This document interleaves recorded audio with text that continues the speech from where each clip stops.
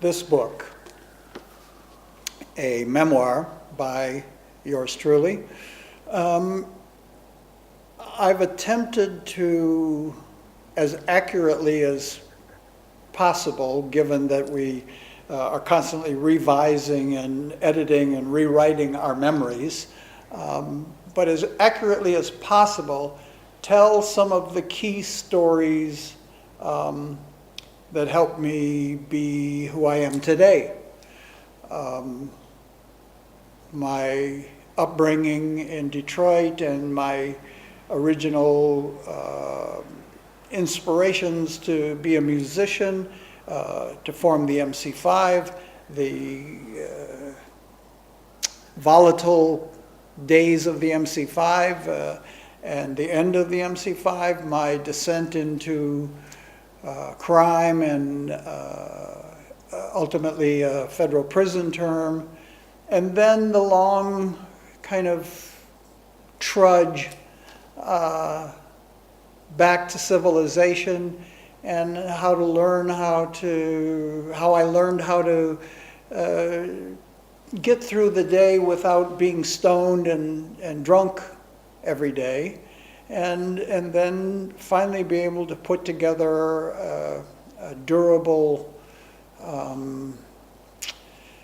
fulfillment of being able to enjoy the life that I have for the short time that I have it, and have a family. I have a little son and a wonderful wife, and I get to do things like write books, and I get to play music, and I end up being a fairly grateful fellow.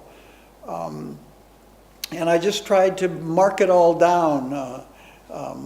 For the record, I didn't want to write a tell-all book, and I didn't want to write a get-even book. My problem with a lot of these kinds of books was that whoever the author was, they never mess it up. They never get it wrong. And real life doesn't work like that. We all get it wrong all the time, and I really get it wrong.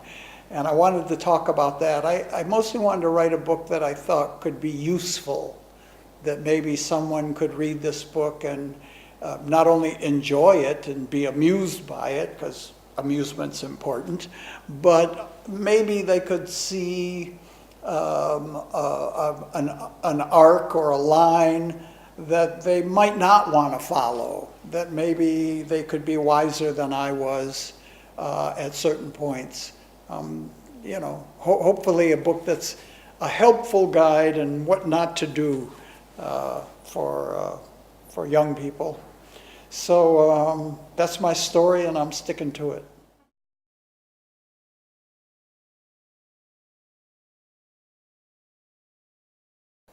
There was a lot of bad behavior. And I would be asked about these things in interviews, music publications, and the end of the MC5 and the things we went through. And it was usually very painful for me to talk about, and I grew to resent having to talk about it.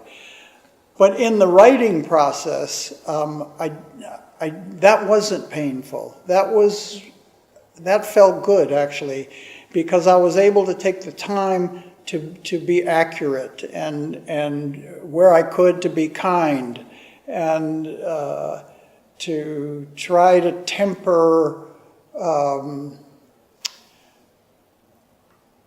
old ideas and frame them in a way that would be helpful.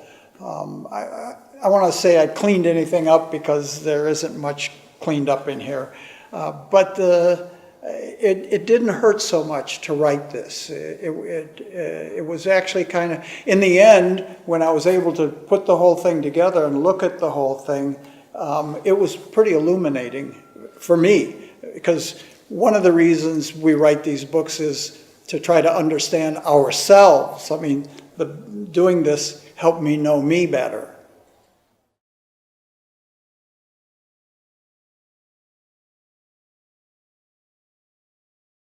Well, in this book, I talk a lot about a time in America where we had a criminal, a man with criminal intent in the White House. We had policies in place that were profoundly damaging to communities of color, to poor people. We had a war going on, seemingly endless war going on the other side of the world that seemed to be disconnected from American life. Not unlike today, where we have a abject criminal running the country as the President of the United States. So there's certain unmistakable parallels, you know, everything that's old is new again.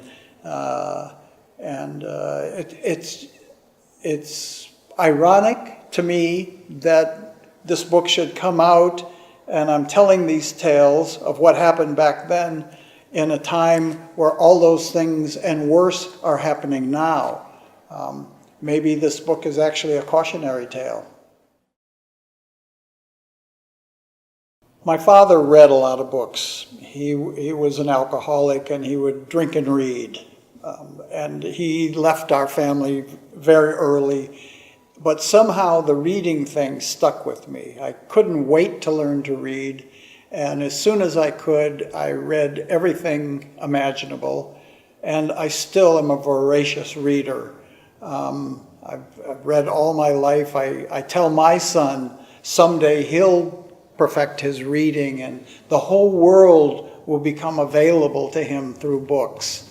And he says, "No, Papa, that couldn't be." And I say, "Oh, yes, it could be. I'm telling you true." So, you know, there are writers that I have idolized over my life who have meant a great deal to me. Certainly in the 60s, people like William Burroughs and the science fiction writers, J.G. Ballard, and you know, when I was a teenager, Ian Fleming, and these guys were important to me. And as time went on, I started to read a broader swath of literature, and over the years I've read a great deal of philosophy and history, and I particularly enjoy memoir. You know, and not just musicians, but other writers, sports people, because I think in our stories, that's where the magic is. That's where the medicine is in telling our story, because it confirms our humanity to us. It tells us that we're not alone, that we're not the only nutcase that feels this way. If you tell the truth, if you talk about how you feel and you're honest about it, chances are somebody else feels that way too. You know, Philip Roth, I'm a huge Philip Roth fan, and he wrote a memoir, and it was very moving to me. Christopher Hitchens' memoir meant a lot to me. I know you can get a lot of arguments about Hitchens either way. I'm a fan. I liked his writing, and I thought his memoir was terrific. You know, Bukowski is one of my other heroes. I have many. For years, I was hopelessly addicted to crime fiction. Probably contributed to my trying crime on for size.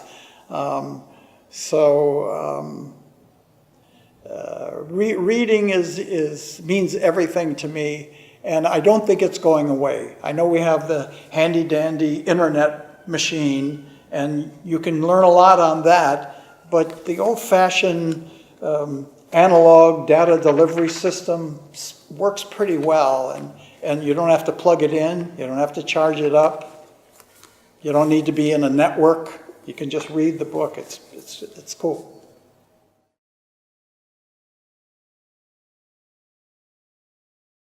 I am, at my core, a musician. I'm a composer, and I play the guitar, and I sing and dance. I'm a song and dance man. And there's an immediate payoff to playing music for people.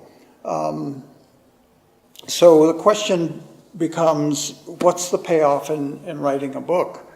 And I think that it's different because you don't get that immediate reaction. I think we'll see how the world responds, or the readers respond to the hard stuff. You know,